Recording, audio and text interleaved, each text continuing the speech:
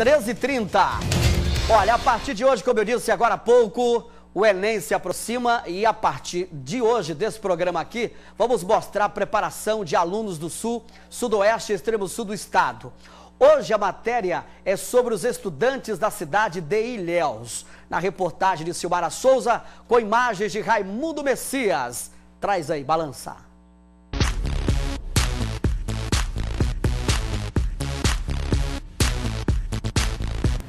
Falta pouco para o Enem 2014. E depois de intensa preparação que começou no início do ano, Rayane reforçou a rotina de estudos.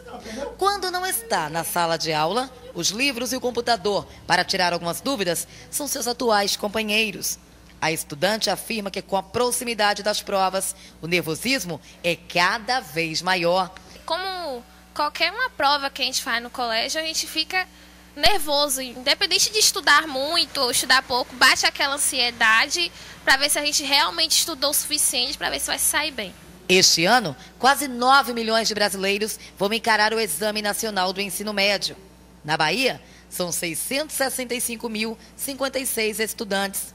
As provas serão nos dias 8 e 9 de novembro, mas até lá, pais e professores têm que lidar com a ansiedade dos inscritos. Às vezes ela não come, ou então ela prefere até estudar, né, do que até sair, né? Ela prefere ela troca. Às vezes tem que ir para algum canto, ela prefere não ir, ela prefere ficar em casa estudando. Essa ansiedade, ela existe em qualquer tarefa que vai se fazer. Ainda mais pensando em Enem, que já pensando numa futura profissão, né? Mas assim, a gente tenta passar tranquilidade para eles. Neste colégio da Rede Estadual de Ensino de Ilhéus, a preparação para os alunos do terceiro ano do ensino médio tem oficinas, aulões e até maratonas. Um simulado, valendo nota, foi aplicado para os alunos. E a disciplina escolhida foi redação. Muitos dos alunos desta sala vão fazer o Enem pela segunda vez. E afirmam que este ano estão mais preparados. Esse ano estou bem mais confiante do que ano passado. Está mais preparado esse ano para fazer o Enem? Sim, com certeza. Em Ilhéus, cerca de 3 mil alunos cursam o terceiro ano do ensino médio na rede estadual. E o trabalho foi intensificado com eles durante todo o ano. A gente tem feito esse trabalho junto às escolas, junto com os diretores, junto com os vice-diretores. Os alunos assistem às videoconferências, retornam para as escolas e o trabalho continua intensificado com os professores, através de atividades, através de trabalhos, através da prova, porque o mote do Enem é trabalhar com as habilidades e as competências. Então, é através disso que a gente tem intensificado o nosso trabalho aqui dentro da nossa DIREC. Pois é, e até sexta-feira vamos trazer aqui do Balanço Geral profissionais que falarão sobre o Enem, Exame Nacional do Ensino Médio. São dicas de professores com participação de alunos, além de uma psicóloga. Hoje vamos falar sobre a redação e interpretação.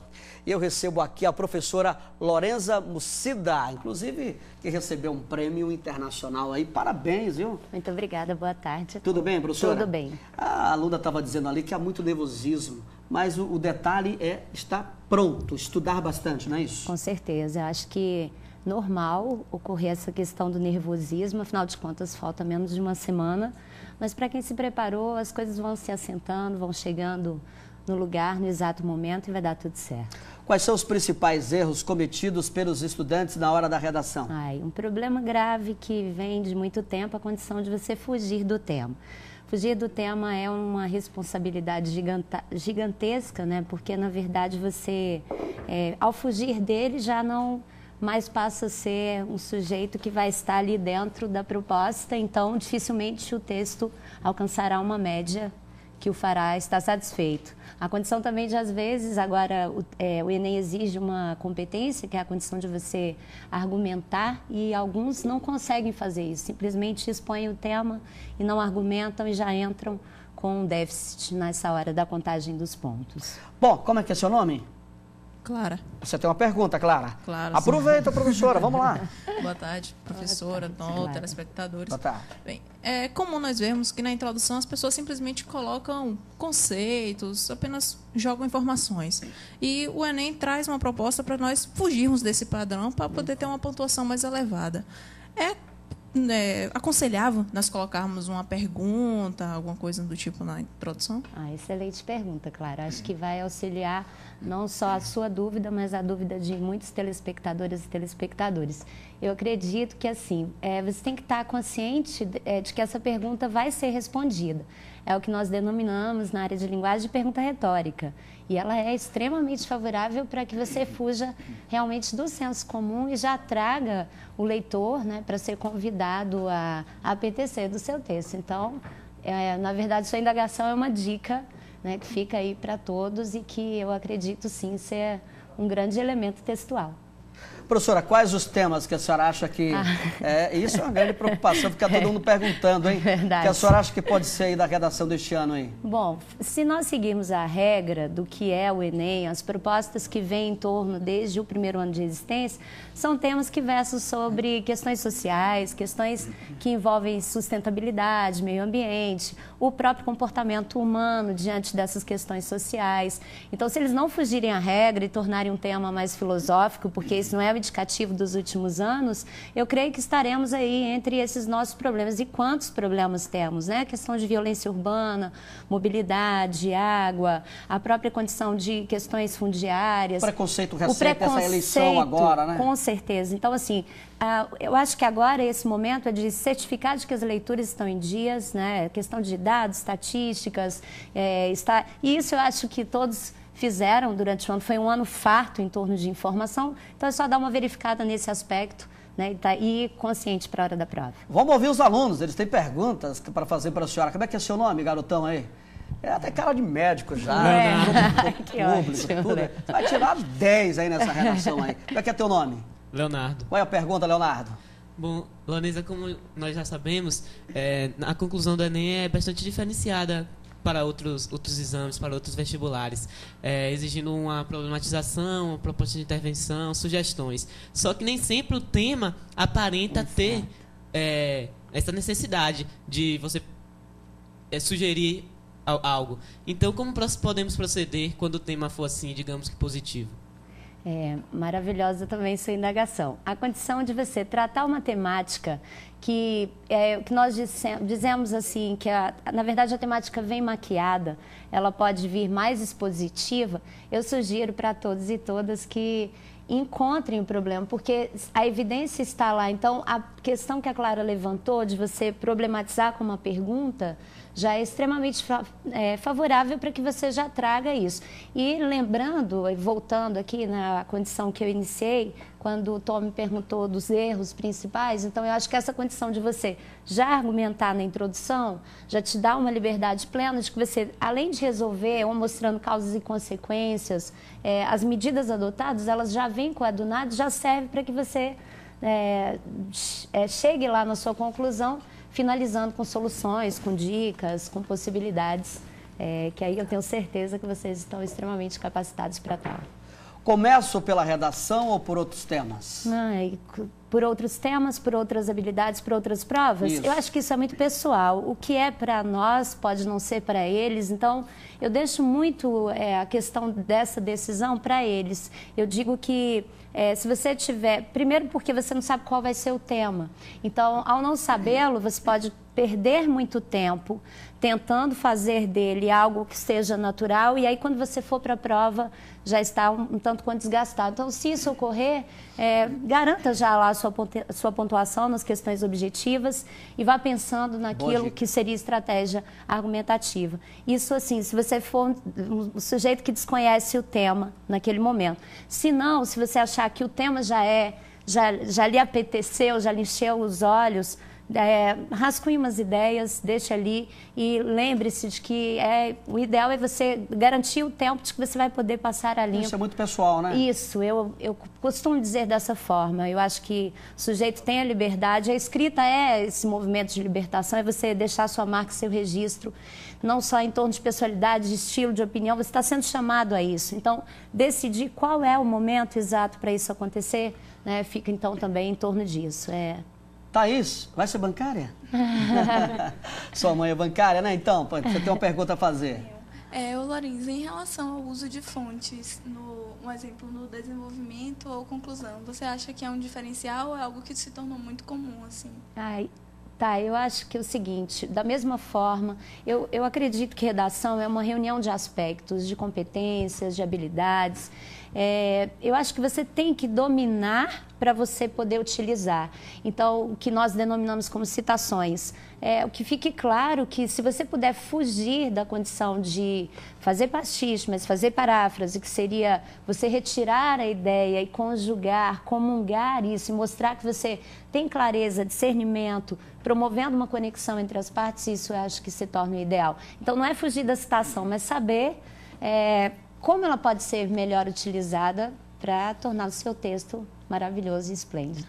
Lorenza, tem uma perguntinha aqui, interessante. Minha letra não é bonita, isso complica na hora? Isso complica, isso na verdade é um aspecto que já tem que ter sido observado com antecedência.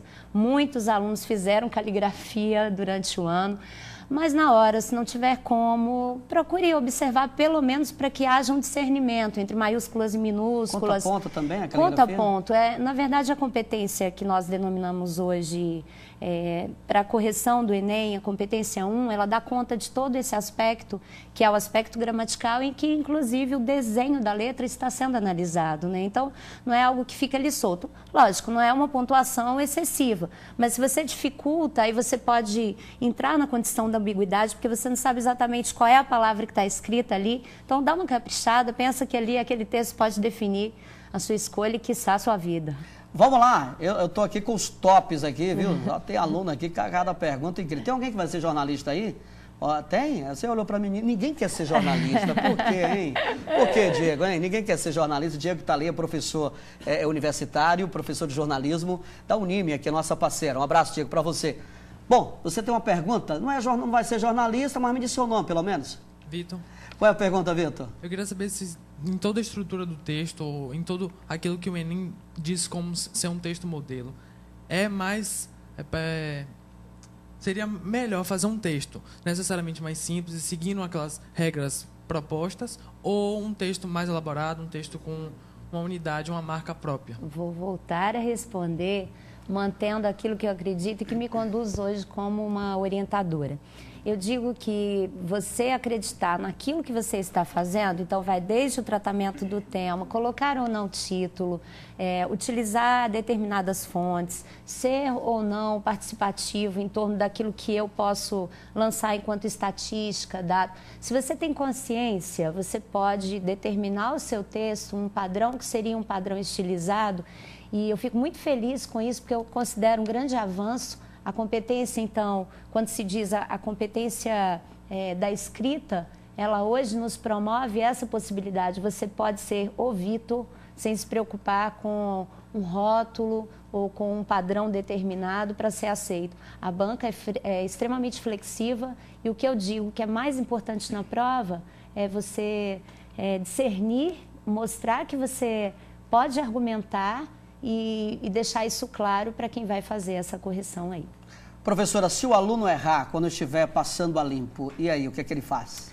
Bom, existe uma condição, inclusive os textos disponibilizados na cartilha que o INEP permite que seja acessível a todos, mostra para a gente que as palavras que foram rasuradas, elas não foram quesitos de empecilho, obstáculo para que as pessoas conseguissem uma nota 1000, que é a nota máxima que pode ser aferida ao aluno no momento lá da sua escrita. Então, se ocorreu, existe aquela condição que todo professor da área de linguagem sabe, ele vai fazer uma rasura simples, né? Ele vai ou colocar lá um risquinho sobre a palavra e vai continuar, porque somos humanos, né? Então, Claro. nessa condição da a ansiedade, o nervosismo, isso pode acontecer, mas entenda que não é uma palavra rasurada que vai tirar você da possibilidade de fechar essa nota 1000. Isso, também é uma boa resposta essa. Então, como é que é o seu nome? Luísa, Qual é a pergunta, Luísa? eu quero saber como é que a gente torna o texto único com uma marca nossa, sem tornar o texto tão pessoal a ponto de se tornar um artigo de opinião, por exemplo. Muito bacana. Ah, importantíssima essa pergunta, porque quando nós falamos em argumentação, algumas vezes as pessoas interpretam como uma condição de talvez até o elemento eu, que jamais poderá ser utilizado. O artigo de opinião te permite essa flexibilidade.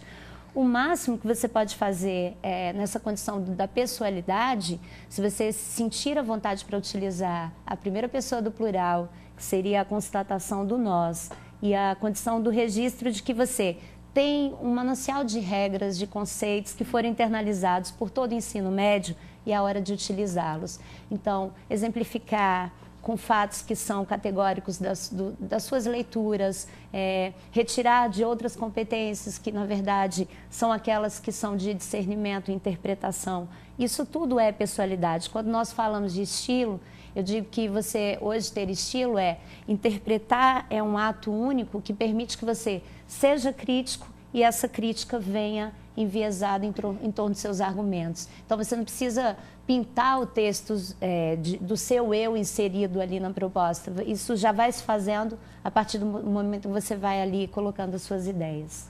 Lorenza, o que leva o aluno a perder pontos da redação? São uma série de possibilidades que levam a isso e que acho que nesse momento é o que todo mundo fica ali escutando, uma dica aqui, outra ali. Mas o primeiro de tudo é essa condição da fuga do tema. Se você analisar o texto de apoio e entendê-lo de outra forma, você já entra com, uma possibilidade, inclusive, de zerar o tema da redação.